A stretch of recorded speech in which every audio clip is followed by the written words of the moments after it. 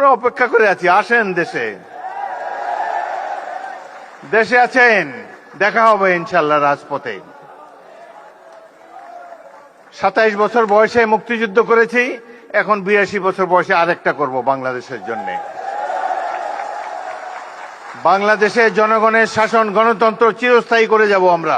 ভুল তো মানুষ করেই, নিশ্চয়ই এখানে ডকুমেন্টারিতে অনেক ভুল আছে।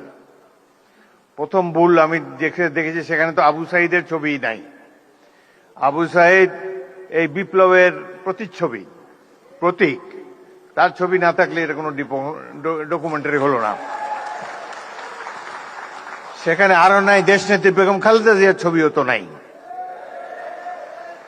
সুতরাং কিছু ভুল হয়েছে এবং এই ভুল মাননীয় মন্ত্রী জোর হাতে স্বীকার করেছেন, ক্ষমা চেয়েছেন, বারংবার ক্ষমা চেয়েছেন। তারপর তো শান্ত হওয়া উচিত এই ধরনের একটা জাতীয় অনুষ্ঠানে। এটাকে পুষে সংসদের মতো একটা ওয়াকআউট, এটি বাঞ্ছনীয় নয়।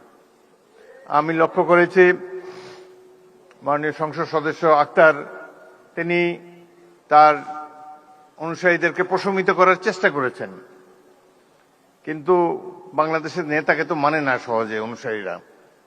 প্রতি মুহূর্তেই তারা যে নেতার চেয়ে বড় এটা প্রমাণ দেওয়ার জন্য মুখিয়ে থাকে। সেই কারণেই এই ধরনের একটা অনুষ্ঠানের এই পরিণতি হলো। এখানে যারা বিদেশি বসা ছিল, আমি মনে মনে চিন্তা করছিলাম যে ইংরেজিতেই ভাষণ দেব, বিদেশিরা দেখুক 16 বছর আমরা কিভাবে কাটিয়েছি, কিন্তু তারা তো চলেই গিয়েছে। যাই হোক, জাতীয় অনুষ্ঠানে এই ধরনের বিশৃঙ্খলতা মোটেই কাম্য ছিল না। ভাই, আমরা তো জনগণের ভোট নিয়ে এখানে এসেছি, জনগণের নির্বাচিত প্রতিনিধি আমরা, হাওয়ার থেকে উড়ে এসে বসি নাই এখানে। সুতরাং এই সরকার নির্বাচিত একটি সরকার, এটুকু শ্রদ্ধা সম্মান প্রাপ্য। ভুল তো আমরা করি, আরো হয়তো সামনে আরো ভুল করব, সেই ভুল করলে তার জন্য মাসুলও দেব, কিন্তু সবাই মিলে ভুল সংশোধন করতে চাই। সকালে অনুষ্ঠানটা একটা চমৎকার একটা অনুষ্ঠান ছিল। প্রফেসর ইউনূস নিচে বসেছিলেন, তাকে মাননীয় প্রধানমন্ত্রী ডেকে এনে সম্মান দেখিয়ে তার পাশে বসিয়েছেন, স্টেজে উঠিয়েছেন। এটাই তো আমরা কামনা করি। AKS অর্জন করলো গিনেস ওয়ার্ল্ড রেকর্ডস। AKS সবাইকে আমরা সম্মান করতে চাই, কাউকে অপমান করার চেষ্টা চাই না। এখানে বক্তব্য দেওয়ার সময় কেউ বুয়া বুয়া বলে চিৎকার করে, রাষ্ট্রীয় অনুষ্ঠানে কি এগুলো মানায়? কবে আমরা শিখব? যাই হোক, অত্যন্ত দুঃখজনক। আমি আরো বেদনার্ত হয়েছি, অভিভূত হয়েছি। মা তার অন্ধ ছেলেকে নিয়ে এখানে দাঁড়িয়েছেন। তার ছেলেটি চোখ হারিয়েছে গণতন্ত্র পুনরুদ্ধারের জন্য, আইনের শাসন কায়েম করার জন্য। আজকে তারা আমাদের সামনে এসে দাঁড়িয়ে যদি মর্যাদাই না পান, তাদেরকে যদি আবারও ছোটখাটো চাওয়া পাওয়ার জন্য মন্ত্রীদের দ্বারে দ্বারে ঘুরতে হয়, সেটি জাতির জন্য লজ্জা। আমি আপনাদেরকে আশ্বস্ত করতে চাই, এখানে দুজন মন্ত্রী, নিচে জুনায়েদ সাকিব মাননীয় মন্ত্রী চমৎকার বক্তব্য দিয়েছে। এই সরকার তো আপনাদের নির্বাচিত সরকার, আমরা ভুল করলে আমাদেরকে শুধরিয়ে দিবেন। আমরা তো আর আওয়ামী লীগ হতে পারবো না, হতেও চাই না।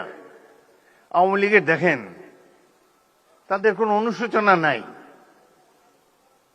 এত অন্যায়, অবিচার, খুন, গুম, মানি লন্ডারিং, হত্যা, নির্যাতন, আয়নাঘর, এতে তারা কোন লজ্জাবোধ করে না তো। আবার বলে যে ডিসেম্বর মাসে আসেন, দেশে এসে পদার্পণ করবেন। আমরা অপেক্ষা করে আছি, আসেন দেশে।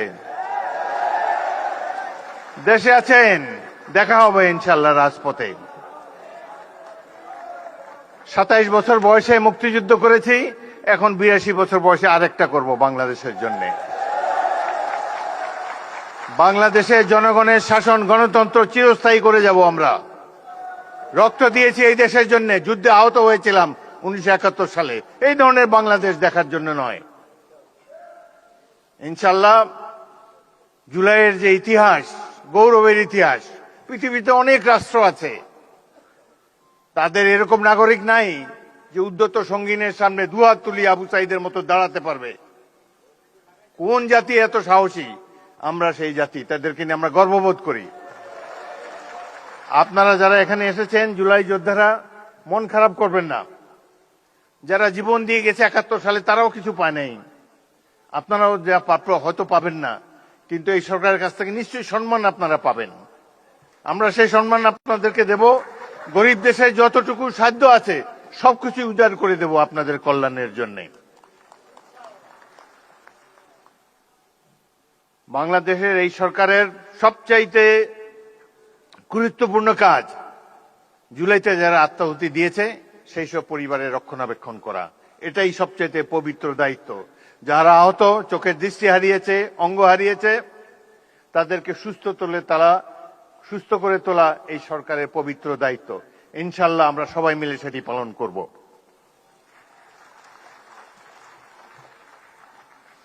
জুলাই গণঅভ্যুত্থান আমাদেরকে রাষ্ট্র